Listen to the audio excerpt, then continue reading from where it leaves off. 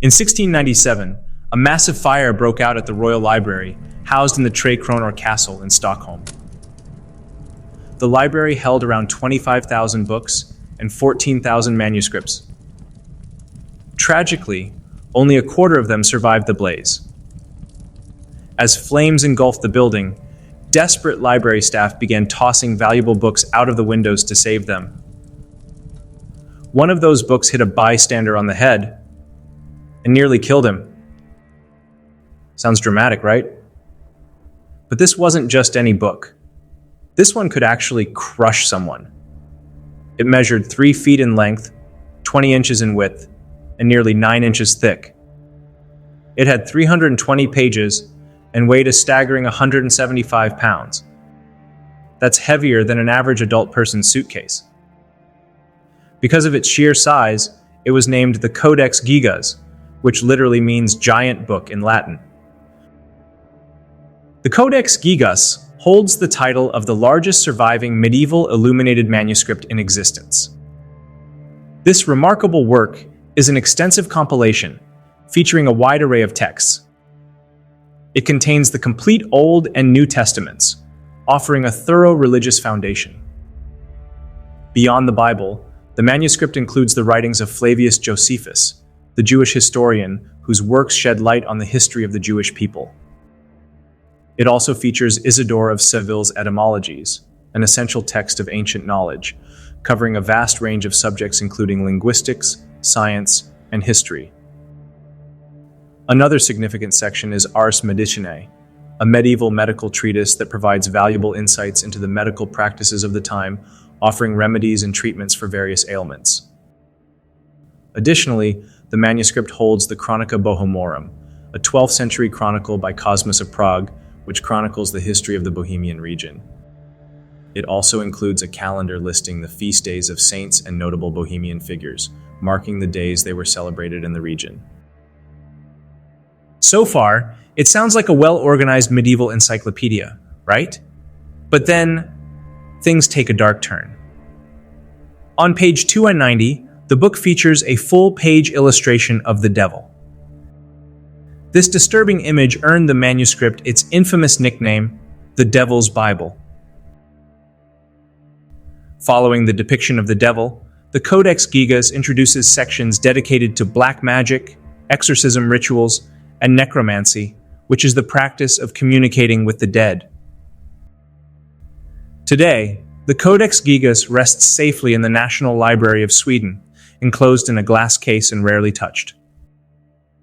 But its origins trace back to what is now the Czech Republic, and it carries with it some serious stories. In the 13th century, in the region of Bohemia, stood the Benedictine monastery of Podlages.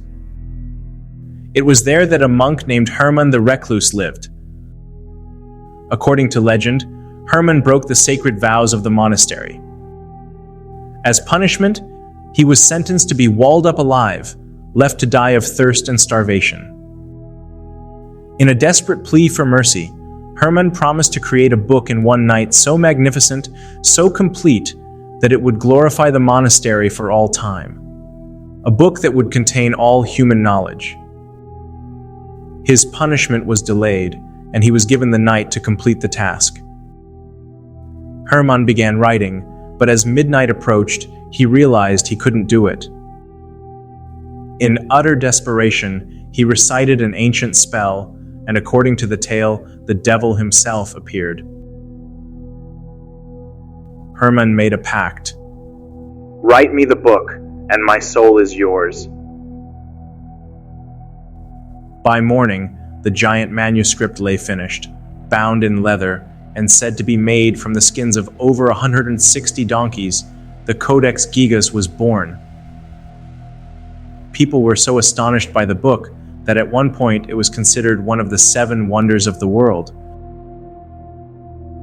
What makes it even more mysterious is the level of perfection in its execution. There are no spelling mistakes, no blotted ink, and the handwriting is flawlessly consistent throughout all 320 pages. Forensic handwriting experts agree. The entire manuscript appears to have been written by a single person. The National Library of Sweden puts the scale of this achievement into perspective. If the scribe worked 6 hours a day, 6 days a week, the manuscript could have taken about 5 years to complete. If he was a monk, likely working only 3 hours a day, it might have taken 10 years. And since the same person ruled the lines and decorated the manuscript as well, it's estimated the whole process could have taken at least 20 years, possibly even 30. But here's the strange part. If one person really wrote it over 20 to 30 years, starting in their 20s and continuing into their 50s, the handwriting should have changed over time. That's normal. Even subtle shifts in pressure, style, or rhythm would be expected. But in the Codex Gigas, the writing is perfectly uniform, from the first word to the last. All this tells us that it is the work of the devil himself. As an illuminated manuscript, the Codex Gigas features numerous illustrations and decorative elements throughout its pages. Many of these drawings are striking, but the most famous are the full-page depictions of the devil and the heavenly city, which are placed in stark contrast to one another. The devil is portrayed as a massive, monstrous figure dominating the entirety of hell.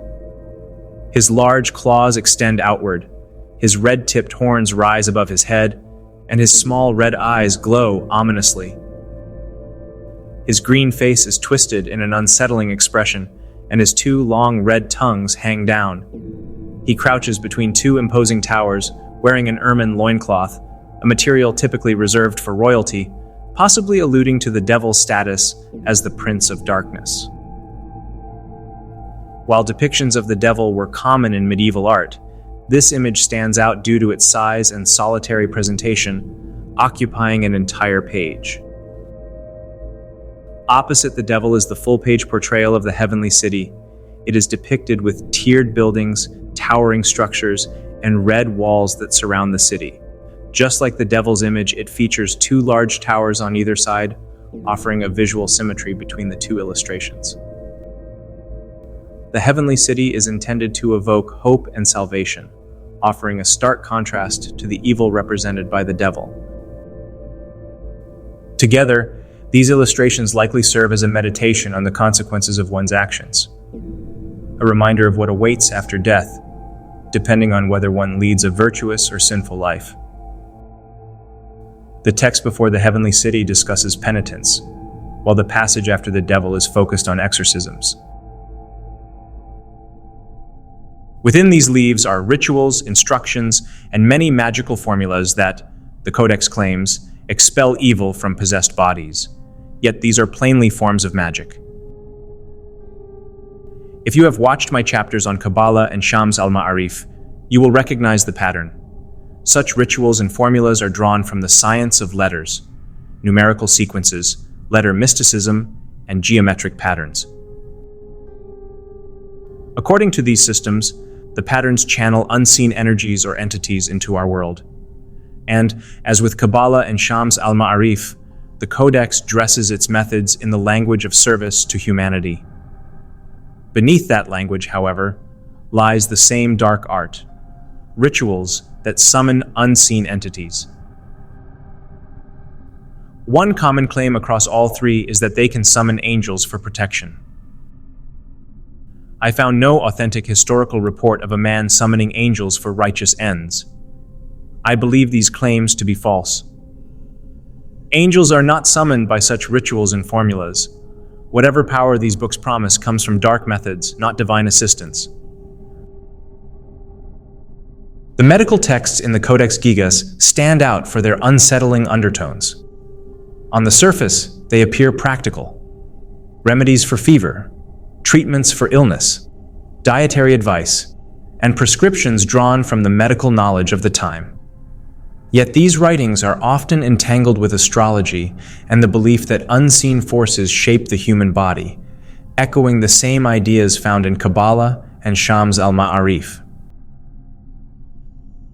Within these pages, the boundary between medicine and magic begins to blur. Simple remedies using herbs or minerals are paired with ritual-like instructions, invoking prayers or protective words to ensure the cure's success. Even in the realm of healing, a shadow remains, the suggestion that every sickness hides a spiritual threat, and that herbs alone could never be enough to drive it away. Even its calendar of saints and festivals, an otherwise ordinary feature of monastic books, takes on a dark tone in this context. The Codex Gigas includes a complete calendar listing the festivals of saints and other liturgical observances. To a medieval monk, this was a daily guide for prayer and ritual. Each entry signaled when to fast, when to celebrate, and when to honor the memory of martyrs and apostles. Yet calendars also had a secondary role. They were tied to the lunar cycle and to seasonal change. By listing dates in sequence, they became a way of charting time not only in human terms, but in cosmic terms. The movement of the sun across the zodiac, the phases of the moon, and the shifting seasons all intersected with the liturgical year. In practice, this meant that saints' days were often associated with weather, agriculture, and fortune. For example, farmers looked to specific feast days as markers for planting and harvest. Travelers consulted calendars to determine which days were considered unlucky or auspicious for journeys. Over centuries, layers of folklore grew around the liturgical calendar, blending saints' feasts with astrological belief. Within the Codex Gigas, this mingling is implicit. The holy days stand written in monumental script, but behind them is the unspoken rhythm of the stars, suggesting once again that the sacred and the occult were never far apart in this book. The connection between the Codex's calendar and astrology becomes clearer when paired with Isidore of Seville's Etymologie, which is copied in full within the manuscript. In this vast encyclopedia, Isidore devotes sections to the structure of the cosmos, the movements of the heavenly bodies, and the practices of astrology. Isidore explains how ancient peoples divided the sky into constellations, how they named the planets, and how they believed celestial movements influenced the natural world.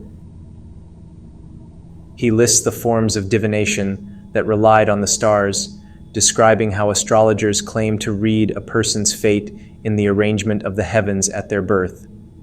For example, Isidore recounts the belief that the moon influences not only tides, but also human health.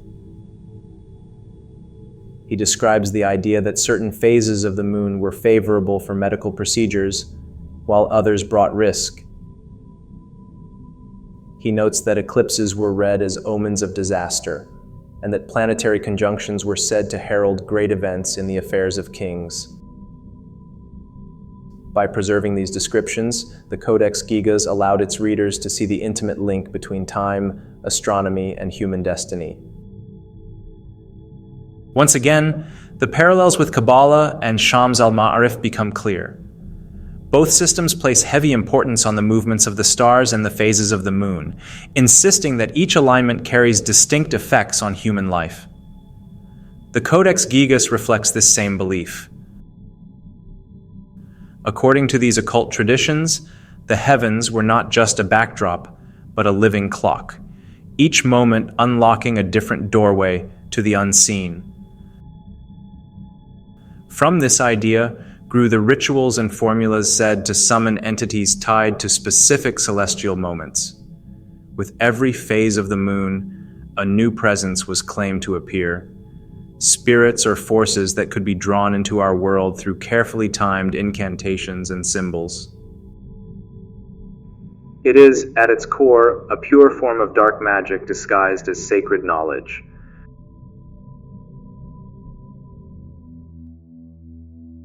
The Devil's Bible seemed to carry a curse wherever it went. Not long after it was created, its birthplace, the Podlages Monastery, was destroyed. But somehow the book always managed to survive. Recognizing its value, the Cistercian Sedlec Abbey, one of the wealthiest and most powerful monasteries in Bohemia, acquired the Codex Gigas before Podlegis met its end. But wherever the book went, death and destruction followed. In the mid-14th century, the Black Death swept through the region, wiping out half of Europe's population. The death toll was so overwhelming that there wasn't enough space to bury the dead. In response, the monks of Sedlec made a chilling decision. They began exhuming old graves, combining remains from past and present, and storing the bones in a dedicated space, an ossuary. Over 40,000 human skeletons were said to be stored in the ossuary. But the monks didn't stop at simply stacking bones. They turned death into design. They transformed human remains into haunting works of art, decorating the chapel with bone chandeliers, walls lined with femurs, and pyramids made entirely of skulls. Rib cages, spines, and leg bones were arranged into elaborate patterns and towering structures. But perhaps the most disturbing piece of all was the Schwarzenberg coat of arms, including a raven pecking out the eye of a skull. From the Sedlec monastery, the Codex Gigas was transferred to the renowned Břevnov monastery in Prague, the capital of Bohemia. There, it remained under the care of monks for nearly 3 centuries. But the Devil's Bible always seemed to attract the gaze of power. And this time, it caught the eye of one of the most curious minds in history, Holy Roman Emperor Rudolf II. Rudolf was no ordinary ruler. He was a collector of strange and advanced artifacts with a deep obsession for alchemy, astrology, and the occult.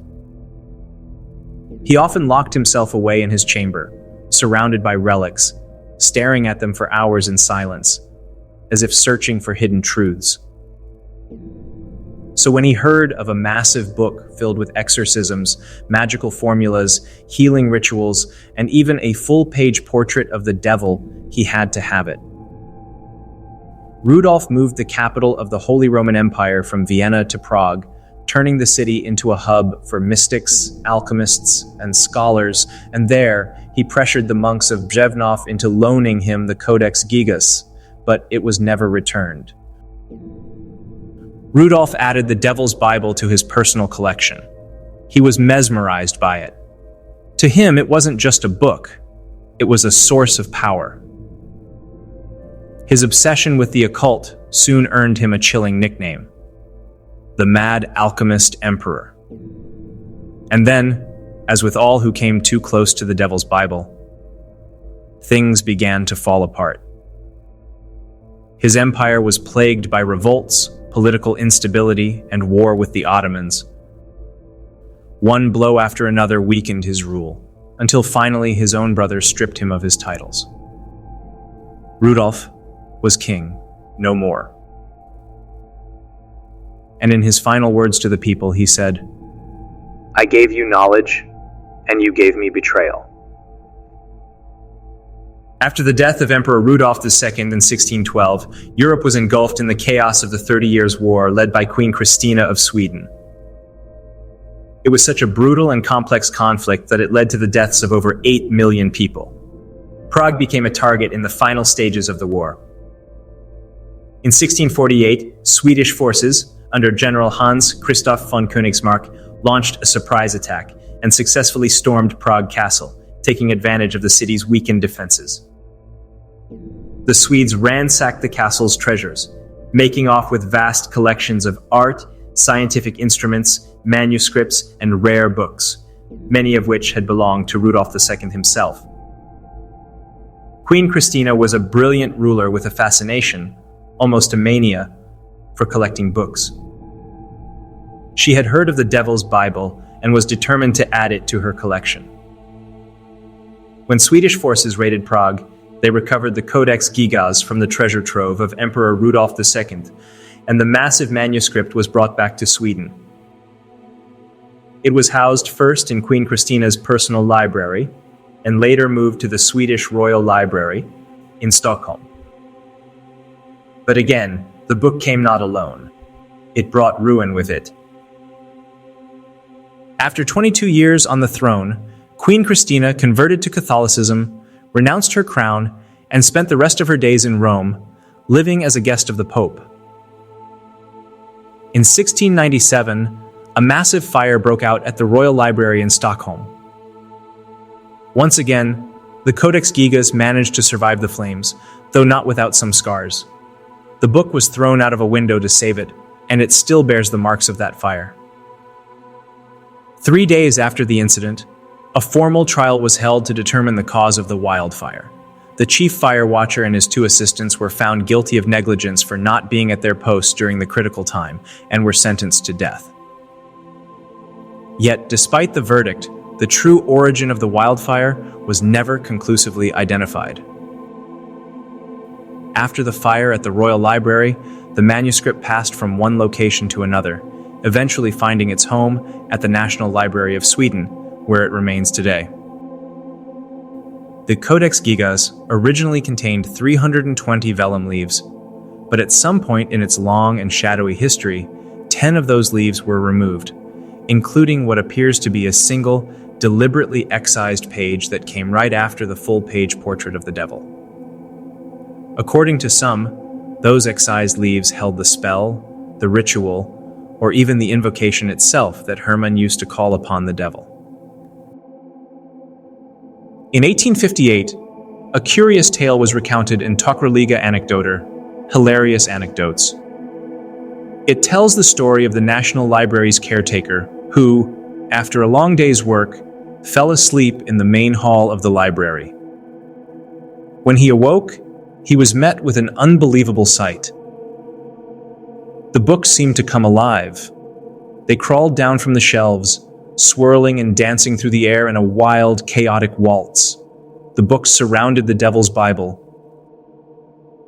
The next morning, the library staff found the caretaker in a state of shock, trembling under a table. He was utterly terrified, unable to speak coherently. As the days passed, his condition worsened, and he was eventually deemed feeble-minded, ultimately being sent to the madhouse. In 2007, the Devil's Bible was loaned to the Czech Republic and displayed in the National Library. Visitors were allowed to view the book, but only for a maximum of 10 minutes. Today, the Codex Gigas resides in the National Library of Sweden, safely encased in a glass display, and it is rarely removed. As I mentioned earlier, the book also carries leaves that speak of the history of the Jews. This comes mainly through a Latin translation of Flavius Josephus's Antiquities of the Jews, a vast chronicle of old and one of the most valued sources for understanding Jewish history in the Middle Ages. Flavius Josephus was born in Jerusalem in 37 CE, a member of a priestly family. He lived through one of the most turbulent eras in Jewish history, the period of the Jewish revolt against Rome. At first, he fought against the Romans, commanding Jewish forces in Galilee, but when captured, he switched allegiance and entered Roman service. Under the patronage of the Flavian emperors, he wrote several works in Greek, explaining Jewish traditions and history to a Greco-Roman audience. Among them, Antiquities of the Jews was the most ambitious. Written around 93-94 CE, its 20 volumes retell the history of the Jewish people from creation all the way to the Jewish revolt of 66 CE. Josephus begins with Genesis. Like the Bible, he tells the story of creation, Adam and Eve, Cain and Abel, and the generations that followed. But Josephus does not simply copy the biblical text. He explains. For example, he describes Adam as not only the first man, but as one who passed down knowledge of agriculture and the sciences. He notes that the descendants of Cain founded cities, giving a more elaborate description of the spread of human society. When Josephus turns to Prophet Abraham, he casts him not merely as a patriarch, but as a philosopher. He emphasizes Abraham's reasoning powers, his rejection of idolatry, and his discovery that the world must be ruled by a single God. In Josephus's retelling, Abraham appears as both a man of faith and a thinker, bridging the world of scripture with the world of philosophy.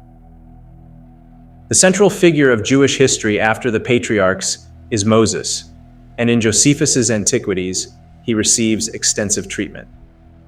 The Codex Gigas preserves Josephus's long retelling of Moses' birth, his adoption by Pharaoh's daughter, his leadership of Israel, and the giving of the law. Once again, Josephus expands upon the biblical narrative. He presents Moses as a wise lawgiver, a prophet, and even a skilled general who led the Israelites in battles against their enemies. Josephus pays particular attention to the law of Moses, presenting it not only as divine command but also as a system of justice comparable to the legal codes admired by Greeks and Romans. As Josephus's history moves forward, it covers the period of the Israelite monarchy, the construction of the temple in Jerusalem, the reign of kings such as Saul, David, and Solomon, and the division of the kingdom into Israel and Judah. His retelling often elaborates on the biblical accounts, inserting details about diplomacy, warfare, and politics. For example, in describing Solomon, Josephus not only praises his wisdom, but also elaborates on the splendor of his court and the reach of his alliances. The Temple of Jerusalem is described in almost architectural detail, emphasizing its magnificence and centrality to Jewish life. Two of the most famous passages in Josephus's Antiquities occur in the sections dealing with the early 1st century CE. Josephus refers to John the Baptist, describing him as a righteous man who urged people to virtue and baptism. He also records that Herod had John executed, fearing his influence over the crowds. The more controversial passage is the Testimonium Flavianum, where Josephus refers to Jesus. In its preserved form, it describes Jesus as a wise man, a doer of miraculous works, a teacher, and the one called Christ, who was crucified under Pontius Pilate. These words in the Codex stand out as strange, for the Jews have long opposed the prophet Jesus. They sought to strip away his honor, even to take his life. But God, in his power, saved him.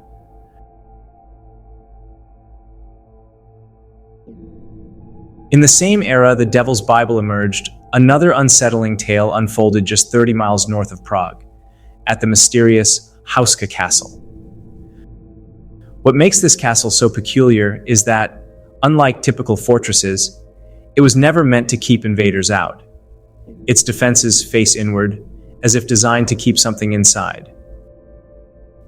The modern stone structure was constructed around 1270, not long after the Codex Gigas was completed, but the story of Hauska Castle stretches much further back. According to local historians, the original structure dating back to around 870 was made of wood, built atop a large stone. One day, that stone cracked open, and that's when the strange events began. Locals reported terrifying winged creatures emerging from the fissure. A foul stench of sulfur filled the air. Crops failed. Animals disappeared or grew ill.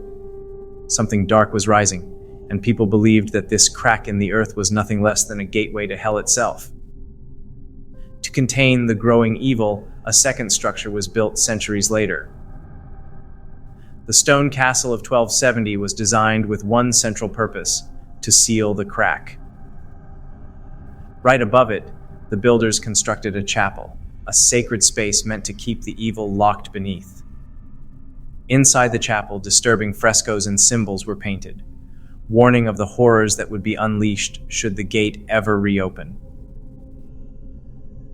Tony McMahon, a historian who studied the site, revealed one of the darker traditions of Hauska.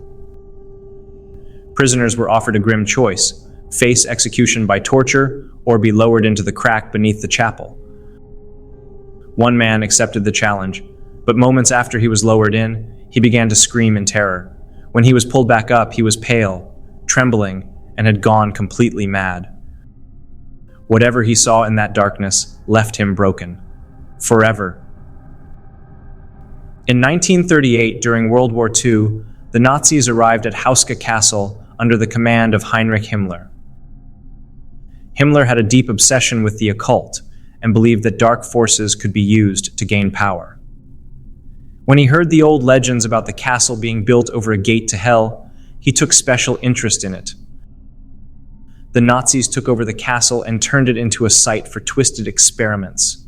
Prisoners were brought in, tortured, and used in dark rituals. What's really strange is that around the same time in Prague, there were two creepy stories floating around, both tied to the devil. One was about the Codex Gigas, the massive book people say was written in a single night with the devil's help. The other was about Hauska Castle, where a crack in the ground was believed to be a literal gateway to hell. It makes you wonder, what was going on back then? Maybe it wasn't just coincidence. Maybe something dark really was hanging over that land, something that left behind a cursed book and a hole in the earth no one was ever supposed to open.